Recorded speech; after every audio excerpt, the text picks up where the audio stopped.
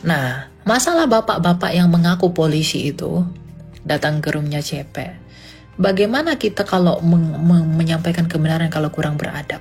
Masalahnya kurang beradab yang dia maksud itu apa? Dia kan menuduh kurang beradab. Nah, sekarang kita tanya, dia mengatakan kurang beradab itu alasannya apa? Halo, selamat malam, Elia. Ya, malam. Sebelum nanya, Kak, mau kasih tau dulu nih ke orang-orang yang di bawah supaya saya nggak dihujat dulu.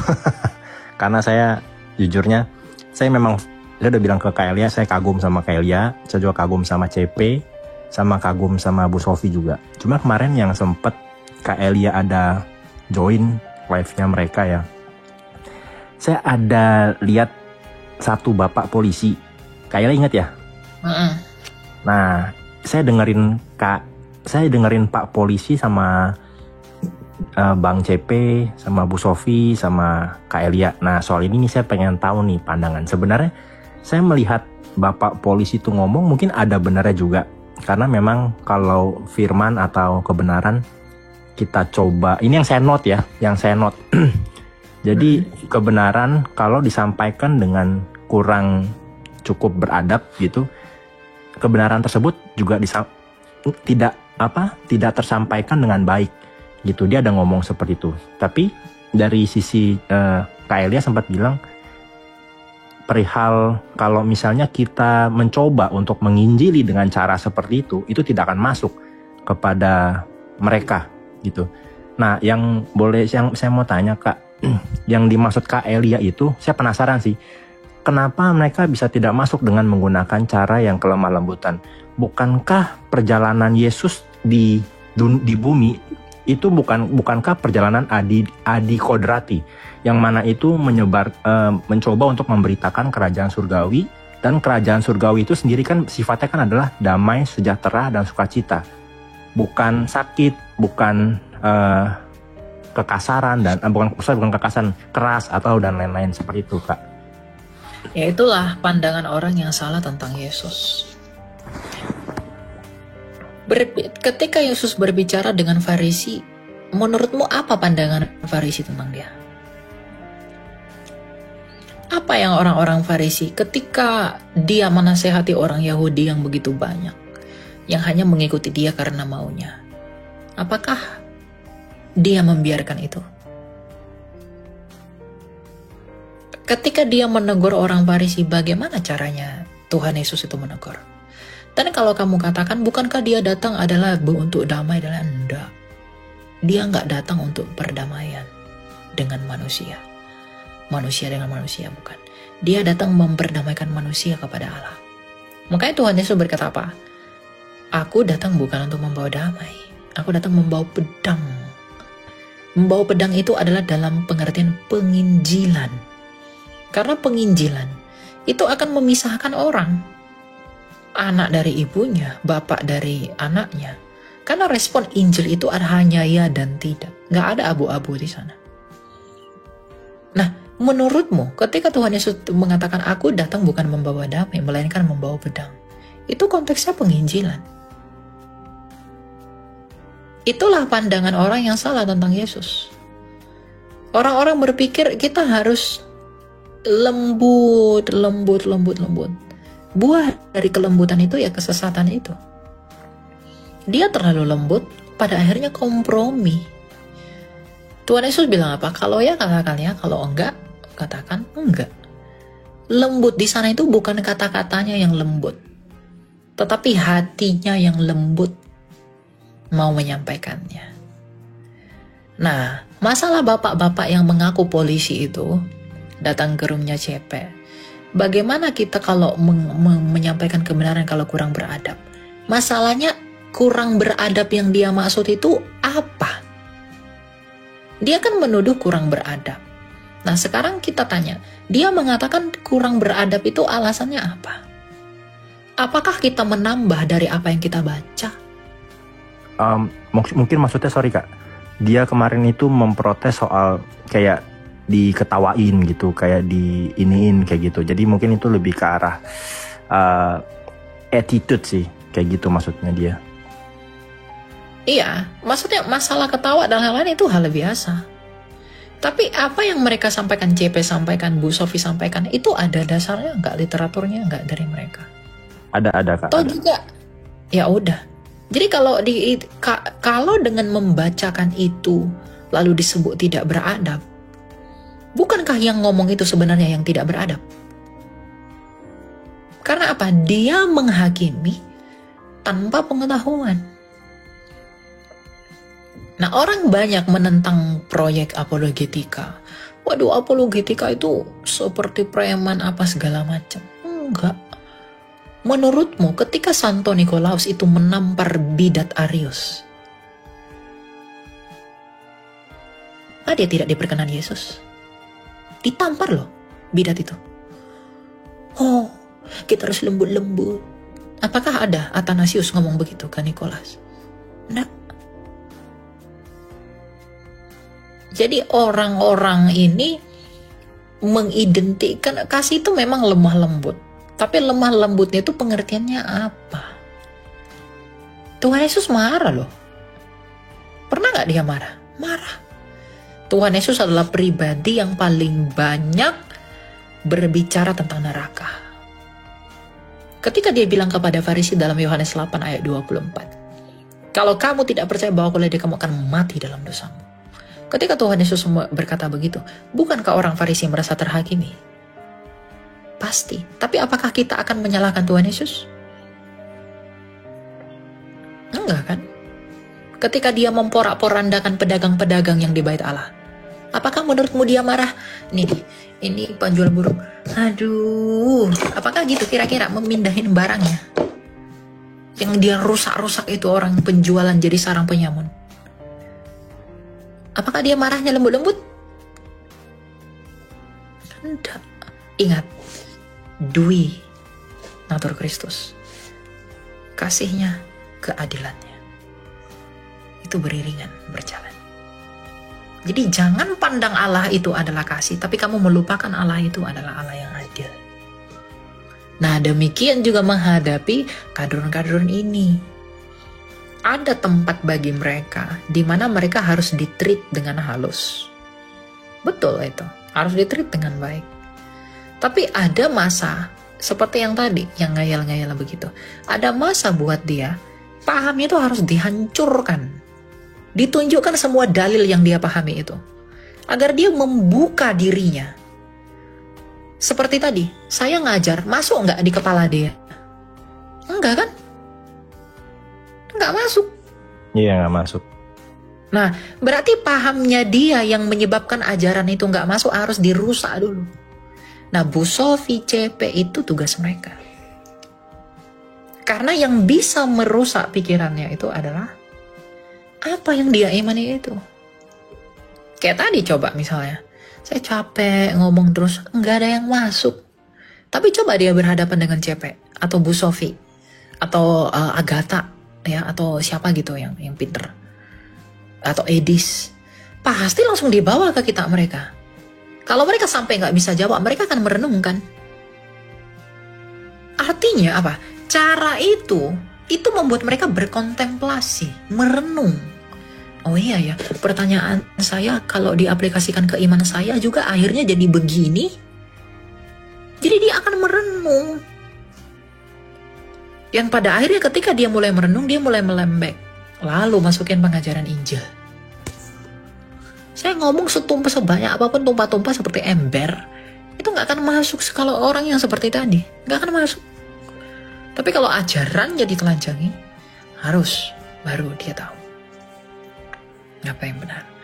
Ya, jadi diksi-diksi dia itu pun yang mengatakan kurang beradab apa segala macam, karena dia nggak terjun langsung ke dalam. Makanya saya bilang ya udah biarin aja Bu Sofi dengan cara Bu Sofi, CP dengan cara CP, lalu Edis dengan Edis, Agatha dengan cara Agatha, biarin aja mereka dengan cara mereka.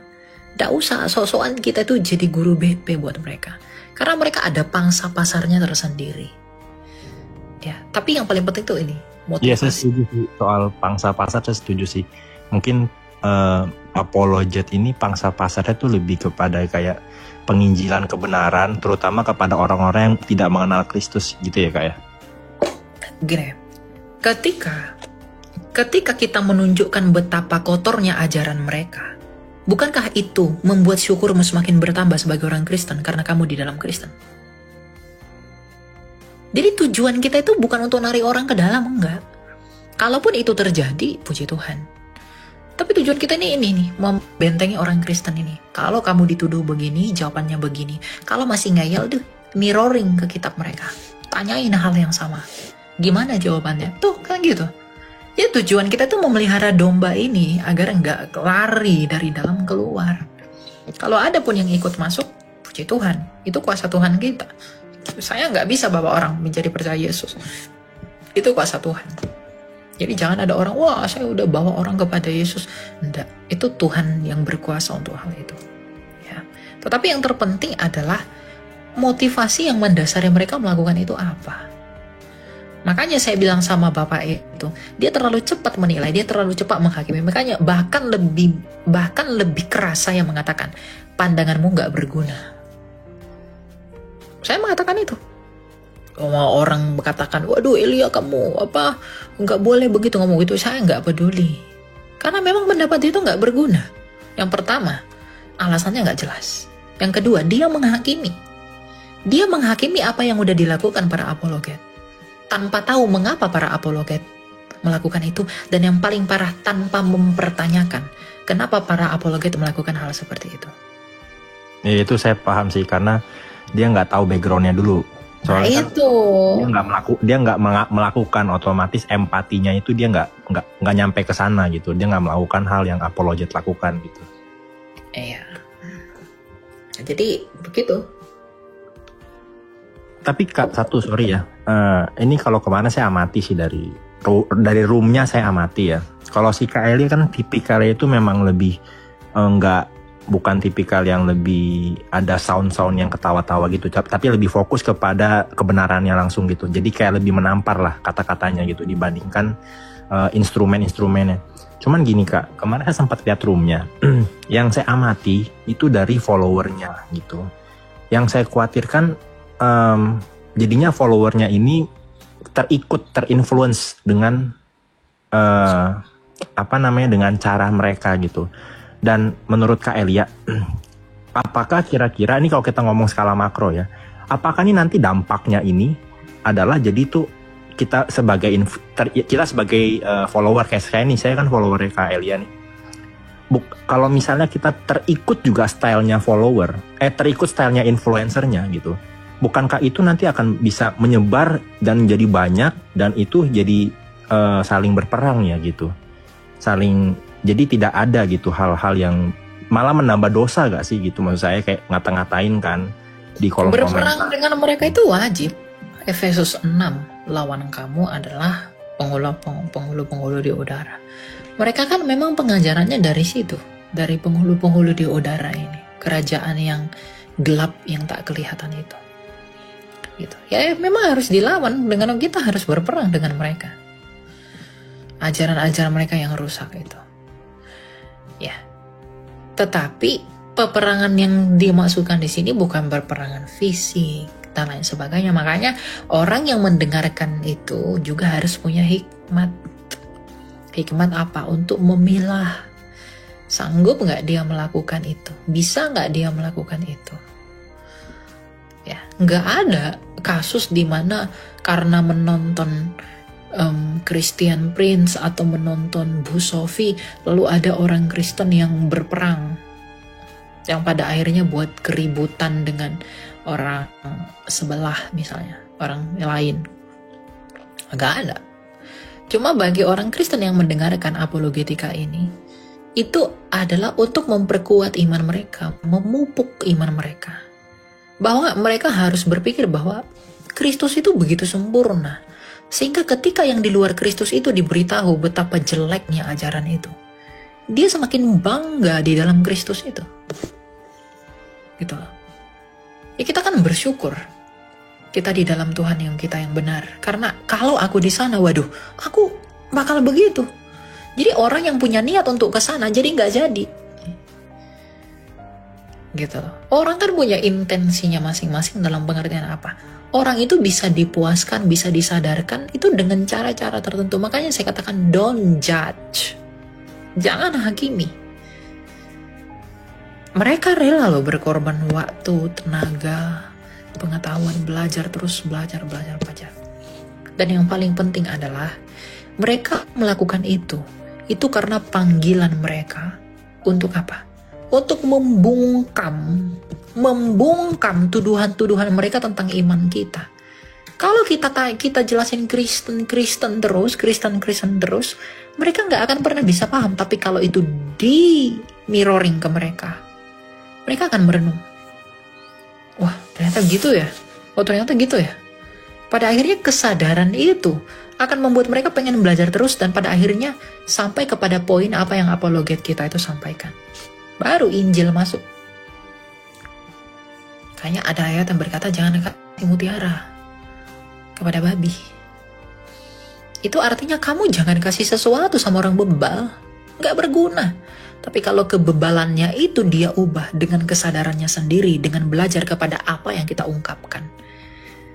Dan dia akan berubah, kebebalannya akan berubah karena dia sadar bahwa ajarannya pun rusak, baru Injil dimasukin. Itu cara yang benar. Gitu. Jadi aku nggak masalah dengan cara mereka itu. Ya. Meskipun saya dengan CP, dengan Bu Sofi banyak yang berbeda pandangan pada hal-hal tertentu. Oh, kita banyak sekali perbedaan dengan CP dan dengan Bu Sofi. Tapi mereka itu orang-orang senior. Saya baru banget ya apologetika ini. Gitu. Jadi mau mereka ada sound-sound ketawa itu, saya pikir sound-sound ketawa itu hanya untuk membuat suasana jadi lucu. Ya mungkin untuk orang yang mendengarkan mungkin terkesan menghina ya, mengejek begitu yang sound-sound itu. Tapi selama itu disikapi dengan baik ya saya pikir tidak masalah. Tapi kenapa saya pribadi nggak pakai sound-sound ketawa apa segala macam? Karena bagi saya penginjilan itu adalah sesuatu yang berwibawa buat saya. Ya, mereka kan mereka memang khusus untuk memberitahu bahwa ajaran mereka ini salah. Jadi santai. Saya kan nggak pernah buka ajaran mereka. Saya nggak pernah buka kitab mereka. Saya bahas firman Tuhan terus. Ditanya ini pakai tanya ini gitu. Jadi saya nggak mau campur-campur ada ketawa karena saya punya reason untuk itu. Saya punya alasan. Karena ranah saya dengan ranah mereka berbeda. Ranah saya itu penginjilan, apologetika. Kasih tahu apa yang mereka tanya, sejawab aja. Kalau mereka kan lihat ajaran mereka, bukan di Injil itu. Gitu. Ya, jadi ya saya sih sejauh ini nggak bermasalah dengan mereka. Karena ya udah lakuin aja yang menjadi bagian mereka. Tuhan juga yang menuntun mereka untuk melakukan itu, gitu. Ini sih sangat menghargai sekali sih. Memang jarang ada orang yang seperti itu, apalagi berani mati ya. Bisa dibilang kayak berani untuk itu kan resikonya tinggi sekali gitu. Memang nggak. Makanya saya bilang sama Bapak kemarin, dia datang menjadi penasehat yang tak dibutuhkan. Di saat orang rela mengorbankan nyawanya demi Kristus, sedangkan dia tidak melakukan hal yang sama. Tapi dia terlalu mudah untuk ngejudge. Itu yang saya nggak suka dari Bapak itu. Mau dia polisi kayak apa kayak saya nggak peduli. Gitu. Karena dia nggak tahu apa yang kita lakukan. Mau dia enak-enak makan-makan dengan pekerjaan dia. Tapi kita kan nggak begitu. Ya, jadi memang gaya saya meskipun ya saya membela CP dan Bu Sofi itu bukan karena saya serupa dengan mereka. Kalian tahu cara saya dengan CP dan Bu Sofi itu sama sekali tidak sama. Cara kita tuh beda banget. Ya, saya dengan mereka tuh beda sekali. Tapi saya pun yang berbeda dengan mereka. Saya nggak mau menghakimi mereka. Kalau Anda sering mengikuti roomnya dia, CP dengan juga Bu Sofi, ada berapa banyak orang dari sebelah itu yang pada akhirnya sadar dengan ajaran mereka yang sesungguhnya berkat apa yang mereka jelaskan itu. Satu jiwa aja berharga loh. Ini masalahnya bukan satu jiwa. Banyak yang pada akhirnya mengerti, pada akhirnya sadar dengan ajaran mereka ternyata memang seperti itu. Nah ini yang perlu dibenahin lagi. Nah orang-orang yang sudah dirusak begini doktrinnya, itu dikasih ke orang-orang seperti saya. Memang yang khusus pengajar-pengajar. Jadi nggak ada yang salah. Ya, ketika Rasul Paulus marah-marah, ketika bapak-bapak gereja berlawanan dengan para bidat, mereka lebih parah loh dari kita. Kita nggak pernah menampar orang. Santo Nikolas itu menampar bidat. Pelang katanya, sesat. Kamu katakan Yesus itu bukan Tuhan, bukan ilahi. Kira-kira begitu. Tapi kan dia melakukan itu karena cintanya kepada Tuhan, kepada ajaran itu. Ya. Jadi makna kasih itu harus didalemin. Bukan berarti kita itu dalam memberitakan Injil ya dalam pengertian begini loh, kebencian atau mungkin kekasaran ya. Apa yang dilakukan bapak-bapak gereja itu, misal Santo Nikolaus itu menampar bidat Arius begitu.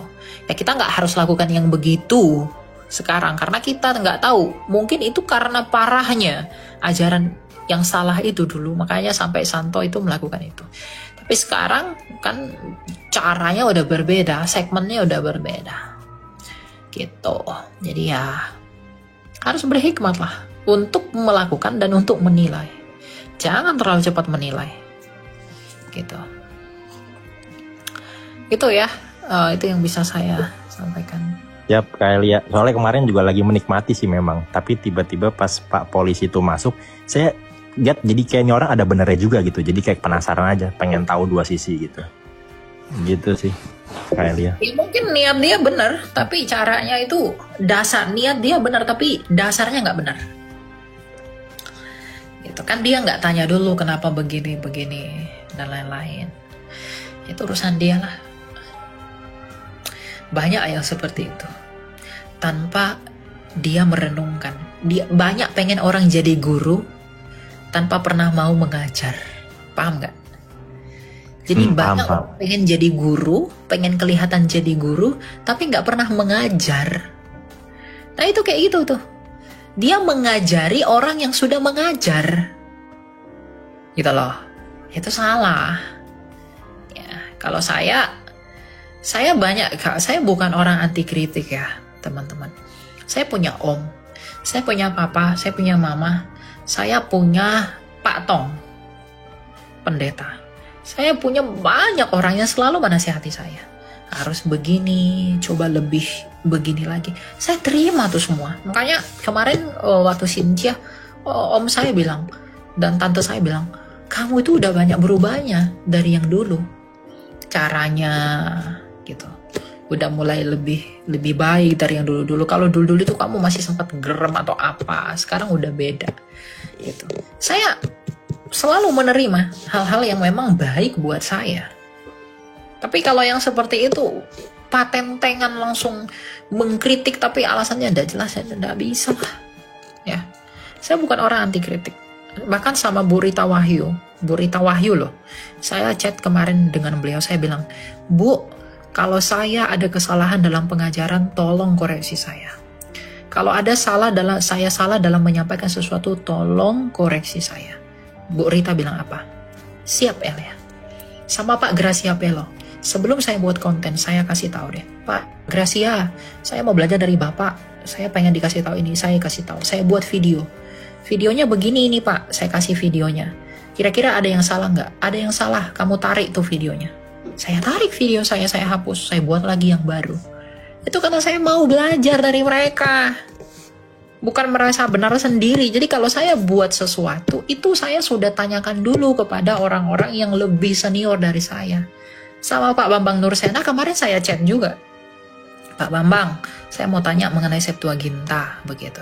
Meskipun belum, beliau bilang saya masih sibuk, nanti kalau saya ada waktu. Tapi itu upaya saya untuk saya itu menghargai mereka tuh sebagai orang yang senior gitu loh. Itu cara saya. Pak Bambang saya chat, Pak Gracia Pelo saya chat, Bu Rita, wah yang udah senior ini tuh saya tanya kepada mereka, gitu. Jadi kalau orang bilang, wah kamu anti kritik, saya nggak anti kritik, tapi saya lihat yang kritik itu siapa, gitu loh. Kalau Pak Bambang yang kritik saya, kalau Bu Rita kritik saya, kalau Pak Gracia kritik saya, itu wajar. Kenapa? Karena mereka sudah di dunia yang saya jalani, gitu. Tapi kalau yang yang tidak berapologetika, tapi ngekritik lalu merasa kita ini kayak penjahat begitu ya, come on lah, gitu. Jangan begitu. Ya, hargai apa yang udah dilakukan oleh para apologet, ya. Gitu. Ada yang lagi bertumbuh, ada yang sudah di atas, ada yang sedang berjalan dan lain sebagainya. Itu ya. Semoga itu membantu. Ya ibarat kata kayak pemusik dikritik yang bukan pemusik gitu ya. Jadi kayak gitu loh. Gitu ya. Tapi ya udah, semua Tuhan kan yang menilai kita. Siap. Thank you Kak Elia jawabannya. Tuhan memberkati Kak. Selamat malam. Udah itu aja Kak, kepanjangan, orang lain nggak sempat nanya orang lain. Makasih. Selamat malam. Ya, memberkati ya.